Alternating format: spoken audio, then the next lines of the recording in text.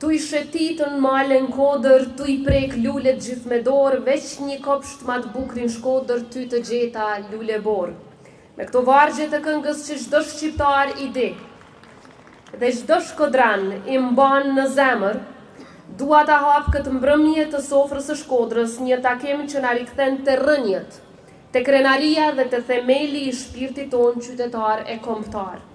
Sonte jemi në zemrën e një qyteti që nuk ka nevojë të prezantohet, sepse Shkodra prezantohet vetë me kulturën e saj të pashoqe, me humorin e saj të hollë, me muzikën që ka kaluar kufi, me traditat që kanë sfiduar kohën, e qytetarin që nuk është lëkundur asnjëherë.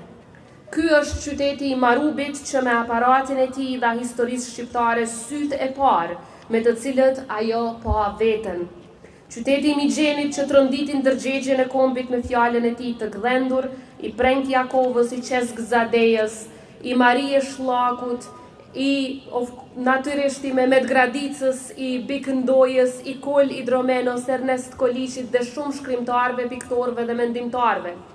Kur e përmenda Marie Shllakun, me përmenda duke pasur parasysh se ajo mori pjesë edhe në kuvendin e Drenicës, me 20 januar 45 ku mbajti një fjalim të zjarrt, i cili pati ndikim edhe në pajtimin e dy prizve të luftës së Drenicës, Shaban Polluzhës e Mehmet Gradicës. Shkodra është qyteti i liçenit dhe i Rozafës ku legjenda merr frymë. Shkodra është qyteti i biçikletave, i ritmit të qetë, i elegancës natyrore dhe i jetës që rrjedh me një finesë të pakrahasueshme. Nga Kosova ne e ndjejmë Shkodrën si shtëpinë tonë të dytë. Na lidh gjuha sepse shumë prej fjalëve që ne i ruajmë me krenari kanë lindur pikrisht këtu. Na lidh muzika që ka qenë shoqëruesja jonë në çdo dasmë, në çdo gëzim e në çdo festë. Na lidh tradita, na lidh humori, që si në Shkodër ashtu edhe në Kosovë është armë mbijetese, butësi dhe mençuri. Na lidh vetë historia shqiptare, e cila nuk njeh kufi e as ndarje. Shkodra ka qenë gjithmonë dritare ku Kosova ka parë kulturën shqiptare në formën e saj më të pastër e më të qytetruar. Artistët e Kosovës gjithmonë e kanë kërkuar Shkodrën si inspirim në këngë, në humor, në letërsi. Por lidhja jonë nuk është vetëm kulturore, ajo është mbi të gjitha njerëzore, e gdhendur në mirënjohje.